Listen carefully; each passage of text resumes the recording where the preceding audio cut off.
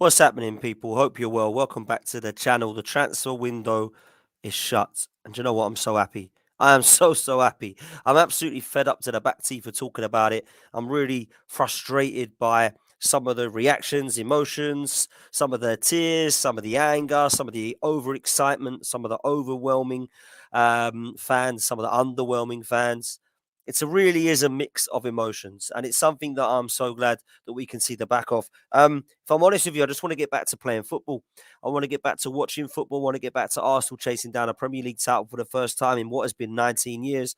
And it does get frustrating when all we do is talk about what players we need. So finally, we can say goodbye to the transfer window of January. It's been frustrating. It's been exciting. It's been all sorts of emotions. And we're going to wrap it up and talk about it tonight. I'm going to talk about a few clubs, but of course, I'm going to start with Arsenal. Um, the window in general for a lot of clubs has been fairly quiet until the last few days. It has to be said. There's not been much action other than Chelsea. You can't sit there and say that the clubs have been very busy every single day of this window, spending millions and trillions and billions of pounds. It just hasn't happened that way. But for me, there has been some things that I look at and think, wow, Chelsea are one of those clubs. But we're going to start with Arsenal. What did Arsenal need at the start of this window? Well, for me, they needed a defensive midfielder, a centre midfielder, and a forward of some kind, whether it be a centre forward or a player who can play across the front three. And we were so close to getting all three. We really were. Really close. So when the window starts and you're linked with Mudryk and you are linked towards the end of it with Caicedo, I really feel excited. I think, wow, we're spending money. They're highly rated. They fit into what we're trying to build. They're 21. They've got a massive ceiling. They're going to be a serious signing. They're going to take Arsenal from, can we be title contenders? Wow, we think we are, to, oh my God, they definitely are. So there's a difference between covering positions because we've already got them covered. El Neni, Lokonga, Eddie Nketiah, Marquinhos, Fabio Vieira. There's a difference between covering them and showing some quality when you cover them. We go with a plan A, we go with a plan B, we go with a plan C. Something we didn't do last January transfer window. Didn't look like there was a plan A at one stage. There certainly wasn't a plan B or C. But actually, plan A shouldn't have been that difficult. Our number one targets were Mudryk and Caicedo, and we didn't end up getting any of them. And that's a worry for me. It's not a huge disappointment, it's just a worry because we filled both of them. But what frustrates me more than anything is that we've yet again gone for a Vlahovic, a Rafinha, a Mudryk, Bruno Guimaraes, and we've got none of them again. So what frustrates me the most is that. The other thing that frustrates me is when we get to this summer and we go for Caicedo again and we go in for Declan Rice, are we going to be able to get these number one targets, or are we going to end up with our plan A or our plan B or our plan C again? So I look at questioning some of these people as to what is the reason as to why we didn't get our number one targets. Is the question, who is the reason? Is it Arteta, Edu, Vinay, Richard Garlick, the Cronkies? Perhaps they all play a part. Is there another reason as to what is the reason we didn't get our number one targets? Is it because they wanted too much money? Is it because they weren't for sale? Is it because we shouldn't have gone in from them in the first place because they just were never going to happen?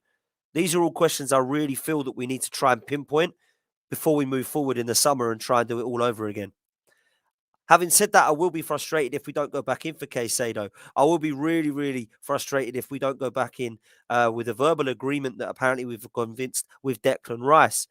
If we don't end up getting those two signings and we end up getting a Jorginho type signing for those positions again, I will be frustrated. And I'll start to question who out of the personnel is not doing their job.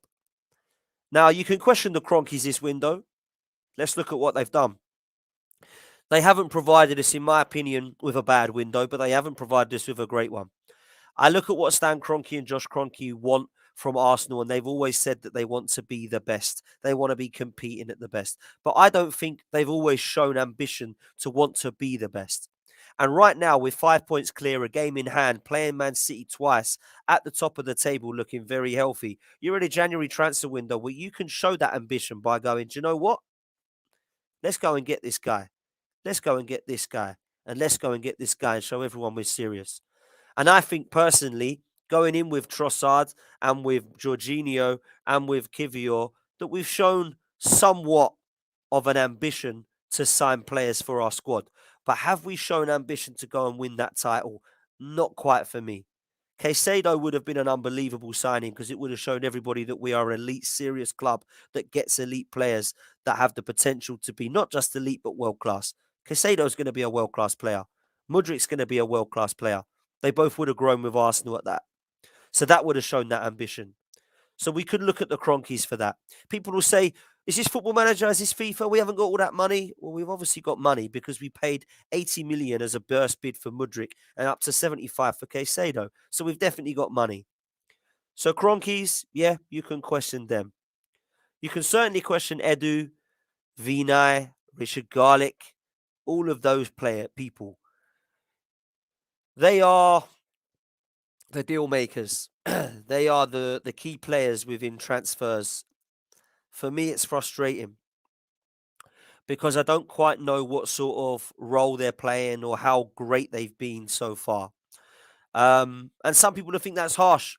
I thought they all come across very well on the documentary. I thought Richard Garlick was a good signing for us.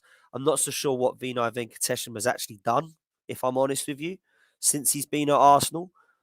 Edu, we can say that him along with Arteta have done some great things and got some great players in. They've also brought some flops in, guys. Let's not forget that. They've been fantastic. Absolutely fantastic. With the likes of Ramsdale, Ben White, Tomiyasu, Zinchenko, Gabriel, bringing back Saliba, Thomas Partey, Fabio Vieira, Martin Odegaard, the list goes on, Jesus. They've got Saka Martinelli pretty much tied down along with Smith Rowe from what we believe. If we can obviously get that news soon, it'd be great. So they've done some great things, but they've also got some wrong. Let's hope that these players aren't the ones they got wrong. The players I'm talking about them getting wrong are Runnison, Pablo Marie, Cedric, Tavares, Lokonga, Danny Ceballos, Willian. They've all got them wrong, right? They just didn't happen. But what was great about that was they cleared them out. They cleared them out. Runnison, not good enough. On loan, see you later. Tavares, ain't happening for you, mate. See you later. Lokonga, we've just seen. See you later. Cedric, Pablo Marie, Willian, Ceballos, they're no longer a long-term part of this club.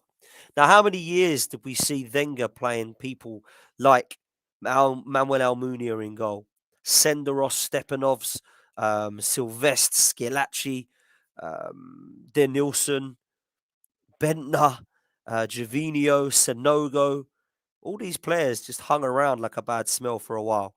We're not seeing that anymore. It's a new regime. So it fills me with confidence. What also fills me with confidence is the Georginio signing is one that Arteta obviously likes. And when that happens, that seems to happen in a good way. So let's look at why he might want Jorginho. It's not really one that overwhelms me. I'm deflated by it, if I'm honest, because I feel like he can come in and do a job, but perhaps El Neni was already doing that. Yeah, I think he's better than El Neni and Lokonga potentially, but I don't look at it and go, wow. So let's look at the reasons as to why he might want him. He's a defensive midfielder. He brings us experience. He brings us leadership. I get all this. He brings us a position that we're lacking currently. But actually, when you look at what we've done, we've got rid of Lokonga. El Neni's out long term. So we've only got 3 centre midfielders for the rest of the second half of the season. And I don't think that's enough, people. If Thomas Partey gets an injury and Granit Xhaka gets a sending off, we've got Jorginho and that's it. We're then relying on Ben White playing holding midfield or Zinchenko coming in the middle. I think we're a bit short again there. So that is a concern. Let's look at the Jorginho signing. 10 million rising to 12 million on an 18-month contract. 31 years old means he's not going to be one for the future. He's here to help us now. If he does that, I hope this signing works. Big up Arteta, big up Edu, big up Jorginho. It's worked. But let me look at the player comparison. This is this season. All stats per 90 minute. Thomas Partey's total tackles are 2.3. Jorginho's 2.9. Fair play. Interceptions 1.2. Jorginho's 1.4. Ball recoveries 8. Jorginho wins again, 8.3. Pass completions, Thomas Partey has made 58.2. Jorginho, although not as many, has still made 52.4. And the forward passing percentage is very similar, with Thomas Partey on 29% and Jorginho on 30. So when you look at the stats in that way, you can see what Arteta's looking at. He's looking at those people. He's looking at those stats and thinking, come on, people, this is actually a player that I like, and this is why. Totally get that, right? Where I disagree with this being a really good signing is the legs, off the ball, slowing the ball down. A Chelsea fan rang up Talksport earlier and said, "Oh, wow, I'm so happy he's gone. What a nightmare player he was. Every single ball he passes it backwards." But what I think will be really interesting for me is how Mikel Arteta utilises those stats and those skill sets. Because there is sometimes in football that you need somebody to come on and do that. You need somebody to come on and slow the game down. You need somebody to come on and make those passes. So I'm trying to look at it in my head, although I disagree with the signing, don't think it's amazing. Trying to look at now we've got him. What's Arteta going to be thinking? Where's Arteta's head at? I think when you look at it, that's what he's looking at. Experience, leadership, won the Euros, won the Champions League, up for Ballon d'Or, all those things you can talk about. But when you look at him statistically, you can see why Arteta is looking at him as a replacement for Thomas Partey. Signing Georginio isn't actually the issue for me. It's not what disappointed me. It underwhelmed me, I'm not going to lie. It's the fact that we didn't replace players that are now out again. Last season, we didn't really know what we were doing with Aubameyang. we basically let him go and didn't replace him. Kind of done the same thing again. El Nenny's out long term. We've let Lokonga go and we ain't replaced him. So we're left with three. It's frustrating. It really is. And I tried to look at the positives here. I think Trossard is a very good signing. I think from what we hear, Jacob Kivior is going to be a very good centre half. Jorginho, it doesn't overwhelm me. I don't mind him coming in. I'm not against that. I don't say get the hell away from this club.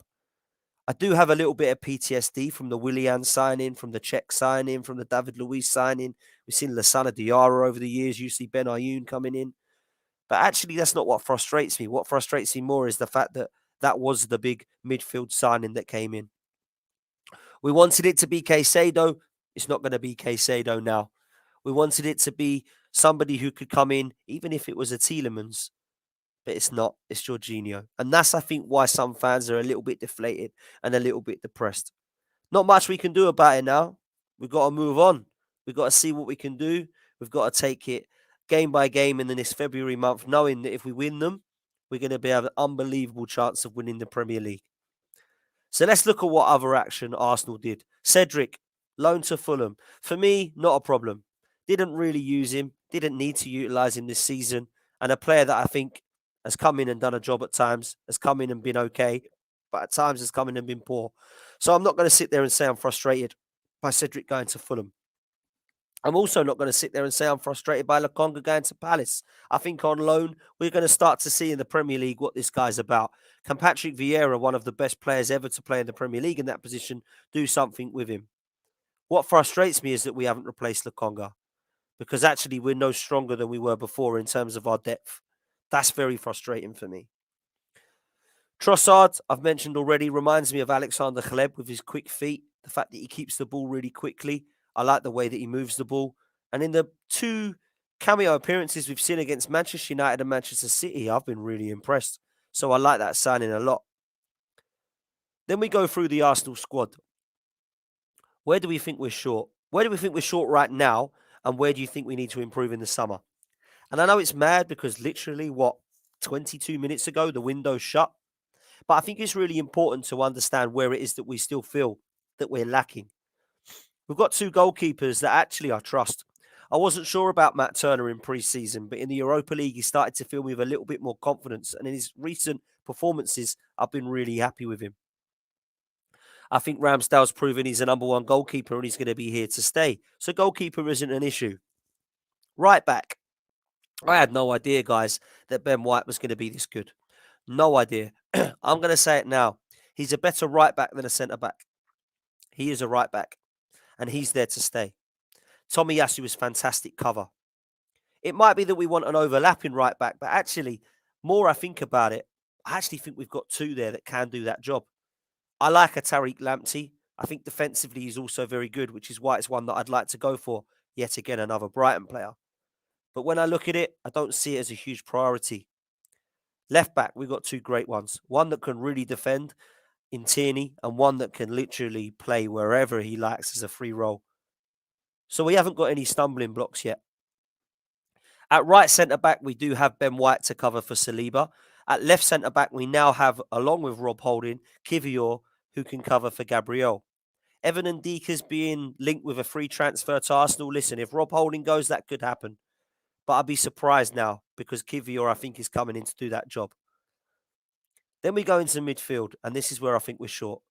With Thomas Partey and Granit Xhaka hitting 30, they ain't going to be around forever, and we need to refresh that. Moses Caicedo and Declan Rice are two players that I think we have to get in. I think they might cost quite a bit. I think you're looking at 70 million plus for Caicedo, and you're certainly looking between 80 and 100 for Declan Rice. But if that's two players that you need to go and do it. Having Partey, Granit Xhaka and Jorginho along with those two fills me with a lot of confidence that we can compete in all four competitions. So that's what I'm going to be looking at. Smith Rowe and Fabio Vieira can cover for Martin Odegaard at number 10 and can also play out wide. There are rumours that we are looking to try to actually get them in as a left 8, but I'd be very, very surprised if I see that happening. I think they'll be more likely to go out wide or in number 10 roles or in that right-sided 8 if they were to go anywhere and replace Martin Odegaard. So we're good there also. It wouldn't surprise me if we go for another wide forward. I'll tell you why. I think Marquinhos and Nelson are definitely two that could be out the door if it be on loan or if it be sold. We've got Trossard, we've got Smith Rowe, we've got Martinelli, we've got Saka. I think we might need one more. Some people would say we won't. If we're going to go for all four competitions, we've got to look at what Man City do. When Man City have got Sterling and they've got Bernardo Silva and they've got Foden and they've got Mahrez, what did they do? They went and spent 100 million on Jack Grealish. So for me, I think it could be that we go for another wide forward. I don't know who it's going to be, but that could be an option. Then we look up top. We're still short. We're still short because we've got Gabriel Jesus and Eddie Nketiah, and we need more than that. We've always needed, I don't know any Arsenal side that's been successful that's had two centre forwards. So we need another centre forward. So when I'm looking at the summer, I'm seriously looking at two midfielders and a centre forward, but I'm not looking at much else. Just did a show with Lee Judges and he made a great point. The first 11, we all know what it is. What's the subs bench look like right now? Actually, it ain't that bad. It really ain't. Rightly so in the chat, Navarre and, of course, Nick Paris. Talking about Balogun being on fire. Absolutely, that's another option. 100% it is. So, we have a subs bench at the moment that looks like this. Turner, Tomiyasu, Tierney, Jorginho, Vieira, Trossard, Smith Rowe, and Nketiah. You can add others to it if you want, but those 8 players are going to be on our bench. There's no Matt Smith, there's no Cozier Dubry. Already we're starting to see it. That's ideal world because that's with no injuries. We're going to get injuries, yeah? We are, 100%. We've got El Neni and Smith Rowe out right at the moment. Let's hope they're back soon. But already we're starting to see that we are starting to improve the subs bench a little bit more than we were at the start of the season. Again, I'm scraping at positives, but I think that is one. So I look at Arsenal right now and think, is that enough to go and win a title? Well, I can't say yes or no, guys, because they've got to go and do it. We've got an unbelievable opportunity. Is Georginio going to be making a difference? Question mark. Is Eddie Nketiah going to continue to prove doubters wrong? Question mark. Are we going to get any long-term injuries? Saka, Saliba, key players we need to keep fit. We've got to remember Jesus is coming back. Yeah? So the window's shut. We've got what we've got. We have to move forward, guys. We just have to. I don't really want to sit there and talk too much about the negatives anymore because I feel like we're past that now. We're top of the league.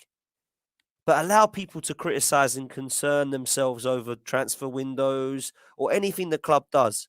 That's all I ask. Because you're allowed to support your club how you want. I get frustrated when I see someone getting annoyed because we've signed someone and then people shouting down their necks, "You're a disgrace. You're the toxic reason this club's going wrong. You're the negative one." Hang on a minute. He's just said he's not happy with a signing. Who are you to tell him he's right or wrong? Let people do that. Let people big them up. Let people say Jorginho's an unbelievable signing. I just want to see the fan base all in one. And I don't think we're ever going to get that. Trust me. But Arsenal Football Club at the moment are in a good place. And I want to see everybody on the same page. I just don't think we're ever going to get that. So let's see what happens. Let's take some super chats before we move on to the last part of the show, talking about the other teams. Chaitanya, big up yourself, bruv. Says, big up, Dan. Question: do you think we have enough quality and depth to go on and win the league and the Europa? That's about 25 games, and please rate the window. I'm going to rate the window as a 6 because I feel like we've covered Jorginho, Trossard, and Kivior. I can't give it higher than that, guys. I'm really sorry. I'd love to say it was a 7 or an 8. I think Caicedo coming in gives it a much higher mark, but I can't give it much than that. You know, I rated it a 5 or a 6. The previous summer, I rated a 6 or a 7 because Jesus signing was put it right up. I felt we were short. I think we've been left short in the last 3 windows. Last January, definitely left short. That's why we dropped out of the top 4. The summer, I think we were left short because in midfield, we've still not had that party cover, and it cost us against Manchester United. And I think, again, we've been left short in midfield. So I hope that it doesn't come back to bite us. So I've rated the window. Have we got enough to win the league and the Europa League? I don't think we've got enough to win both. I really don't. I think that we've got enough to win one of them, and I hope it is the Premier League. I'm not saying go out the Europa League. Lee Judges thinks we need to. I don't. I think we try and go for both of them. We're out of the other 2 domestic cups, so we go for it. But I do feel that we're a little bit short, Chaitanya. But thank you so much for your super chat. Let's take this one from NS Sports TV. Chelsea fan, big up yourself, mate. Says Jorginho only looked good because he had better midfielders playing alongside him. Barella and Verratti for Italy, and Kante and Kovacic for Chelsea. Listen, mate. You know Jorginho better than anybody on this chat. You know Jorginho better because he is your player. And do you know what, NS Sports TV? I will say this. I was not excited by the signing because whenever I saw him play, he never excited me on the football. I could be completely wrong, and he could absolutely be a masterstroke, a piece of genius by Mikel Arteta. But I do have my doubts. I really do have my doubts. Get your questions in, guys. Put a little queue, or if you do want to send me a super chat, you'll go to the front of the queue. That's how it works. Let's talk a little bit about the team that nobody wants to talk about at the moment, Chelsea. Chelsea are absolutely mad. Chelsea are a team right now that drives me crazy. And I'll tell you why. Todd Bowley, Roman on steroids, people are saying. I honestly believe it's absolutely mad what we're seeing. 105 to 115 million pounds on Enzo Fernandez, a player I think is very, very good. Wow. I never thought we'd see the day, and we have. Chelsea have done it. They've gone and absolutely blown people out the water. They've spent 5 to 600 million pounds, £500 million and over in one transfer window. They are spending their way back to the top. Let's not forget they've signed some very good players, by the way. Mudryk, João Felix, Enzo Fernandez. They've obviously got some other young players. Badiashile, I think, is a very good signing. I'm interested to see what Chelsea can do here now. Can Graham Potter get them playing? That's the big question. Can he gel them together this season? Can they save anything of their season? Can they fight for top 4? Can they try and go find the Champions League? What is Chelsea's expectation right now? What's the ask? Because when you spend that much money, surely the priority or the minimum priority this season has to be trying to get in that top 4. I mean, everybody around them is fading to hold their hands onto what is 3rd or 4th place. They have to go for it. They really, really do. So let's see where we go there. I think that Chelsea have a very, very good chance of finishing the season strongly because they have a good manager and they honestly have what I believe is some talent. So I really feel that this could be a very good window for Chelsea. And I think it could save some of the embarrassment of this season so far because it has been an absolute shambles. Let's laugh, shall we? let's all laugh at Tottenham Hotspur, an absolute circus of a club who have gone in last minute to sign Pedro Porro, a right back they've overpaid for, and having done so, have had to terminate Matt Doherty's contract. What a joke of a club. It's absolutely hilarious that they've had to do this. And what I love about it even more is the fact that Tottenham fans aren't even that happy with the signing. Tottenham fans will say they've overpaid. Tottenham fans will say they've got rid of two right backs in Jed Spence and Doherty. They now have Emerson Royale and Pedro Porro. He could be a good signing. I think he's done quite well, the Spanish left back over at Sporting for the last couple of seasons. I don't think he's been an unbelievable signing. Spurs needed, in my opinion, centre backs. Spurs needed a creative midfielder. Spurs definitely needed to look at their goalkeeping situation and both of their fullbacks. They haven't done enough.